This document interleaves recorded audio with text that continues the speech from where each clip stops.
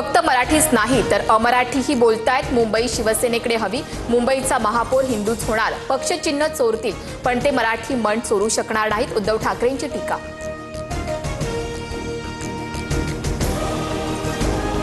जो भी है देवा भाव ही है। नंबर 2 ला काही किंमत नसते। आर पाटलांच्या भाषणाचा संदर्भ देत रवींद्र चव्हाणांचा नाव न घेता उपमुख्यमंत्री शिंदेंना चिमटा।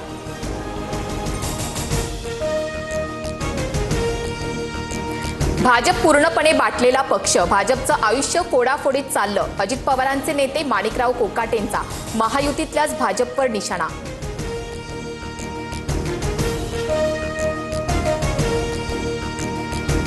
भाजपकडून सोलापुरातील 12 नगर परिषदेसाठी प्रत्येकी 25 कोटी प्रमाणे 300 कोटी वाटपासाठी आले।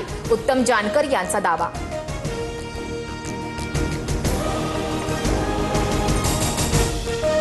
प्रथम पुण्यस्मरणानिमित्त अजित पवारांचा संतोष देशमुखांच्या कुटुंबियांशी संवाद। आरोपी कृष्णा आंधळे कधी सापडणार? गावकऱ्यांचा सवाल।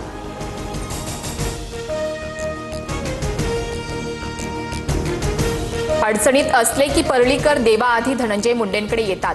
परळीत आपणच भगवान असा प्रचारात धनंजय मुंडेंचा सूर।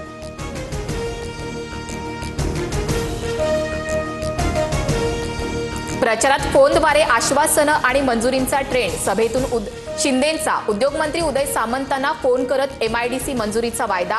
मात्र थोरातांकडून फोनवरच्या मंजुरींवर सवाल उपस्थित।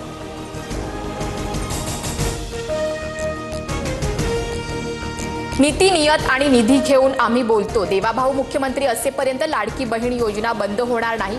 भद्रावतीतील प्रचार सभेत मुख्यमंत्री फडणवीसांची ग्वाही।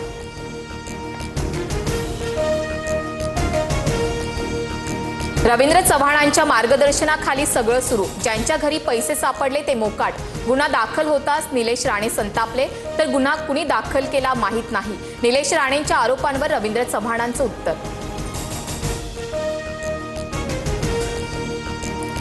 साधूंच्या नावाखाली सरकारचा संधी साधूपणा। झाडं तोडून जमीन सपाट करून उद्योगपतींच्या घशात घालतील। नाशिकच्या तपोवन वृक्षतोडीवरून राज ठाकरेंचा इशारा तर आमचे सगळे प्रकल्प पर्यावरणपूरक। शिंदेंची प्रतिक्रिया।